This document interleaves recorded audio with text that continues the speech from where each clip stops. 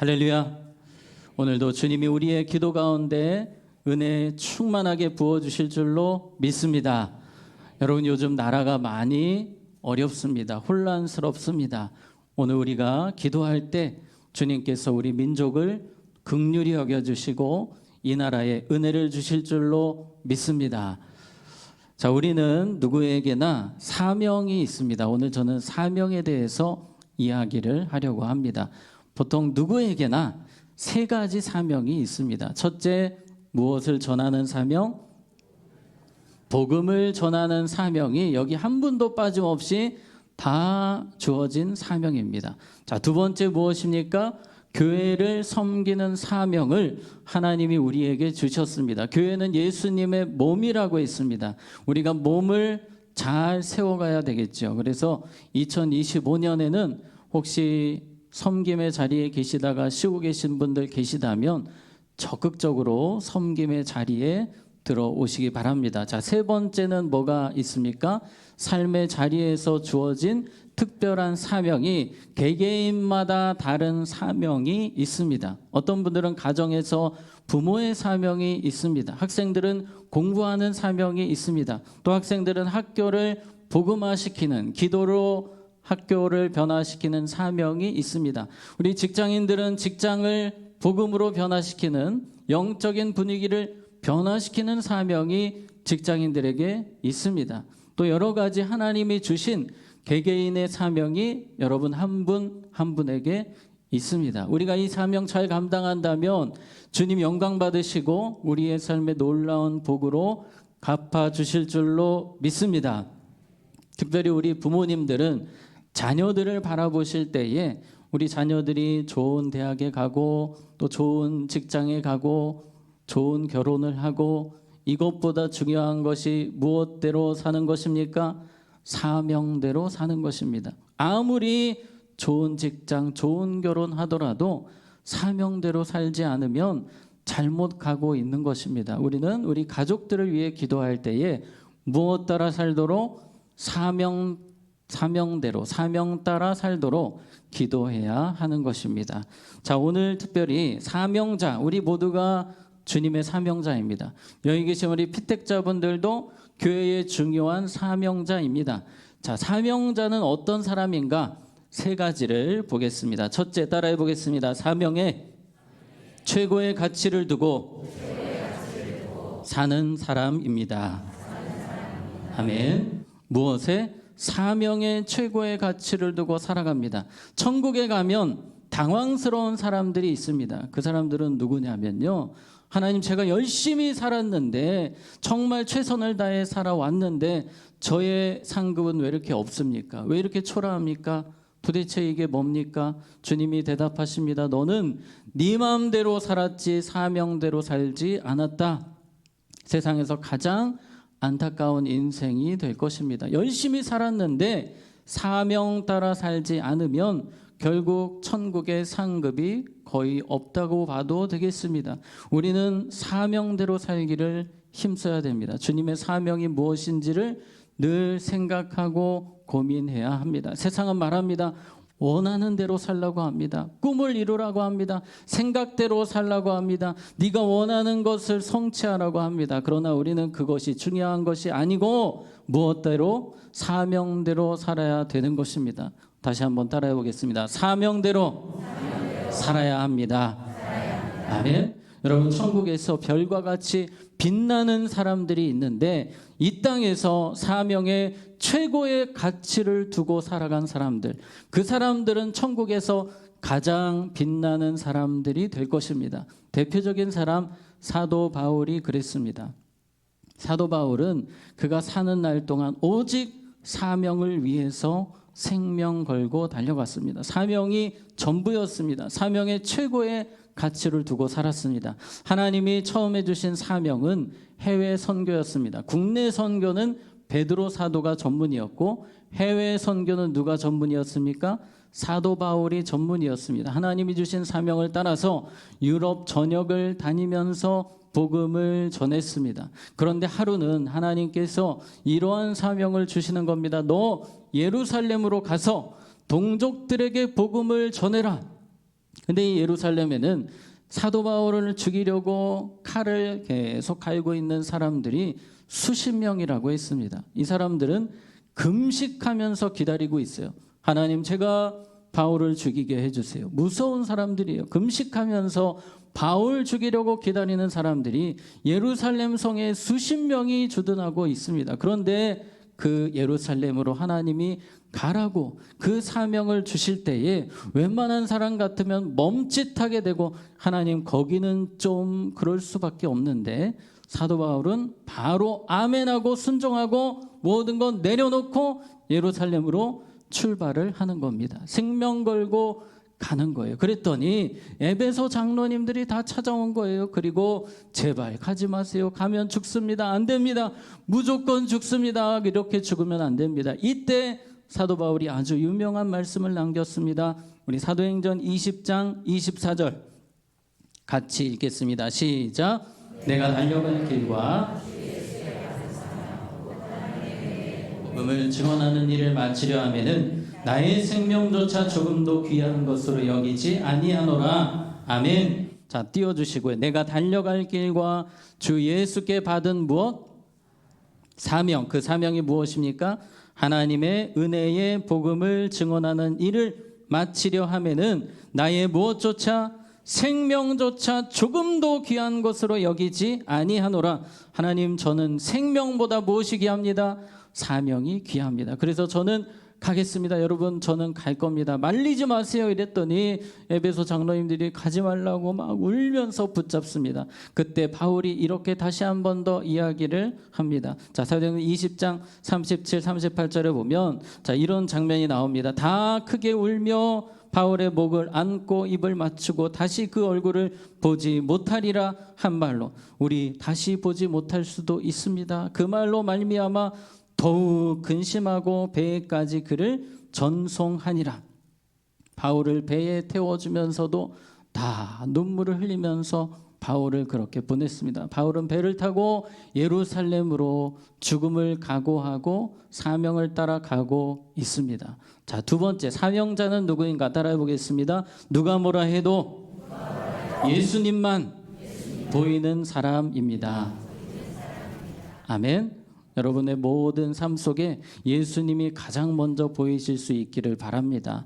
내가 예수를 위하여 살아야 되는데, 예수님을 기쁘시게 해야 되는데, 바울은 늘 이 생각을 하면서 살았어요. 이제 바울은 지금 예루살렘으로 가는 중에 배를 타고 한참을 가야 되기 때문에 지금 가이사랴라는 곳, 여기서 한 며칠만 더 가면 예루살렘이 나옵니다.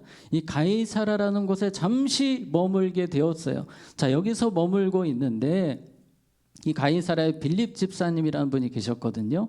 이 빌립 집사님의 집에 유숙하게 되었습니다. 이 빌립 집사님의 집에는 이 빌립 집사님이 4명의 따님이 있었어요. 4명의 딸이 있었는데 다 영적으로 충만한 분들이에요. 이분들이 이런 소식을 들었습니다. 자, 11절 12절. 자, 우리 사도행전 21장 10절 먼저 보겠습니다. 여러 날 머물러 있더니 아가보라 하는 한 선지자가 유대로부터 내려와 11절 12절 우리에게 와서 바울의 띠를 가져다가 자기 수족을 잡아매고 말하기를 성령이 말씀하시되 예루살렘에서 유대인들이 이같이 이 띠 임자를 결박하여 이방인의 손에 넘겨주리라 하거늘 우리가 그 말을 듣고 그곳 사람들과 더불어 바울에게 예루살렘으로 뭐하지 말라 올라가지 말라 권하니 이번에도 또 울면서 이 4명의 딸이 붙잡는 거예요. 가면 죽습니다. 가지 마세요. 가지 마세요. 이렇게 가면 죽습니다. 붙잡고 펑펑 우는 거예요. 마음이 흔들리지 않겠습니까? 그러나 바울은 조금도 흔들리지가 않는 거예요. 오직 누구만 보입니까? 예수님만 보이는 거예요. 그래서 이렇게 이야기합니다. 13절에 바울이 대답하되 여러분이 어찌하여 울어 내 마음을 상하게 하느냐? 나는 누구를 위하여? 주 예수의 이름을 위하여 결박당할 뿐 아니라 예루살렘에서 죽을 것도 각오하였노라 하니. 아멘. 바울은 이 상황에서 누구의 이름이 생각났습니까? 예수님의 이름이 생각났어요. 예수님의 이름을 위하여. 따라해 봅시다. 예수 이름을 위하여. 아멘.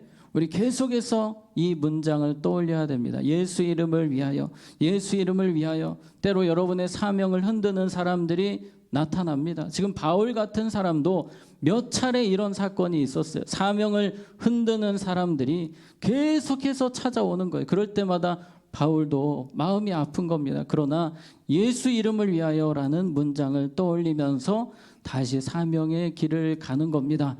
때로 많은 직장인들이 신앙생활 하면서 내가 직장에 가서 직장을 복음화시켜야지, 이런 주님의 사명을 가지고 직장에 갔습니다. 그런데 사람들 눈치 보고 정신없이 살다가 사명을 놓아버리는 거예요. 사명에 대해서 생각도 안 하는 거예요. 우리는 계속해서 누구를 위하여? 예수 이름을 위하여. 여러분이 직장에 있든지 가정에 있든지 어디에 있든지 우리는 계속 그 문장을 떠올려야 합니다. 우리 직장 생활하시는 분들은 혹시 회식 자리에, 술자리에 가게 되셨어요. 우리는 거기서도 누구를 위하여? 예수 이름을 위하여 딱 떠올리면서 콜라 주시기 바랍니다. 그러니까 나와야 돼요. 그리고 다 같이 위하여를 외칠 때 우리는 속으로 누구를 위하여? 예수 이름을 위하여를 외치는 사람들이 되어야 합니다. 여러분이 어디에 있든지 계속 생각이 나셔야 돼요. 이 생각이 안 나면 우리의 사명은 계속 흔들릴 수밖에 없습니다. 계속해서 예수 이름을 위하여, 예수 이름을 위하여 외치는 우리 모두가 되기를 원합니다. 아멘. 자, 세 번째 따라해 보겠습니다. 특별한 은혜를 누리는 사람입니다. 아멘. 사명자는 하나님의 특별한 은혜를 누리는 사람들입니다. 자, 바울이 드디어 예루살렘에 도착했습니다. 오자마자 칼에 찔릴 것도 예상은 했는데 아니었습니다. 왔는데 자 17절 18절에 보니까 예루살렘에 이르니 형제들이 우리를 기꺼이 영접하거늘 그 이튿날 바울이 우리와 함께 야고보에게로 들어가니 장로들도 다 있더라. 분위기가 너무 좋은 겁니다. 아무도 공격하지 않았습니다. 다 같이 기뻐하고 환영하고 바울이 간증도 하고 은혜로운 시간이 있었는데 잠깐이었어요. 잠깐. 곧바로 쳐들어오는 겁니다. 자, 그 이야기가 30절에 온 성이 소동하여 백성이 달려와 모여 바울을 잡아 성전 밖으로, 성전에서 죽일 수가 없으니 성전 밖으로 끌고 나가니 문들이 곧 닫히더라. 이제 바울은 죽을 수밖에 없습니다. 사람들이 끌고 가서 빙 둘러서 몽둥이 하나씩 들고 돌을 하나씩 들고 죽이려고 준비를 하고 있는데 그때 하나님의 역사가 시작이 되는 겁니다. 자, 31절에 그들이 그를 죽이려 할 때에 온 예루살렘이 요란하다는 소문이 군대의 누구에게 들림에?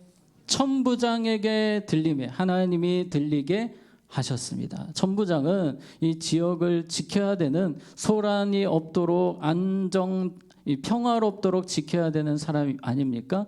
이 천부장이 갑자기 뛰어오더니 바울을 붙잡는 겁니다. 그리고 도와주는 거예요. 죽지 않도록 빼내는 겁니다.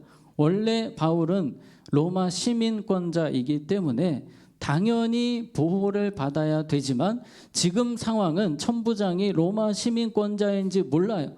모르는데도 갑자기 뛰어가서 바울을 보호하기 시작합니다.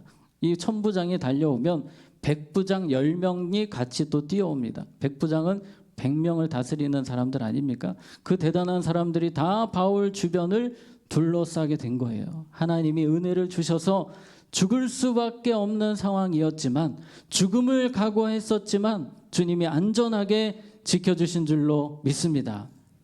하나님께서 보디가드를 쫙 붙여주셨어요. 천부장과 백부장들 쫙 붙여주셔서 또 거기서 바울이 사람들 모여있잖아요. 씩씩거리면서 막 모여있는데 또 거기서도 복음을 전할 수 있게 된 거예요. 이 천부장이 기회를 준 겁니다. 하고 싶은 말이 있으면 하세요. 그랬더니 바울이 신나가지고 복음을 전하는 거예요. 설교를 하는 겁니다. 사람들이 칼을 들고 돌멩이 들고 복음을 듣게 되는 거예요. 거기서도 하나님이 복음을 전하게 하셨고, 또 이제 여기서 이렇게는 안 되겠다. 이 사람 드디어 이제 알게 된 거예요. 이 사람 로마 시민권자이기 때문에 로마에 일단 데려가야 되겠다. 로마에서 재판을 받든지 해야 되겠다. 그래서 안전하게 천부장이 군인들을 대동해서 바울을 보호하면서 보디가드 몇백 명 붙여가지고 로마로 호송을 하는 겁니다. 사실 바울이 제일 가고 싶었던 곳이 어디일까요?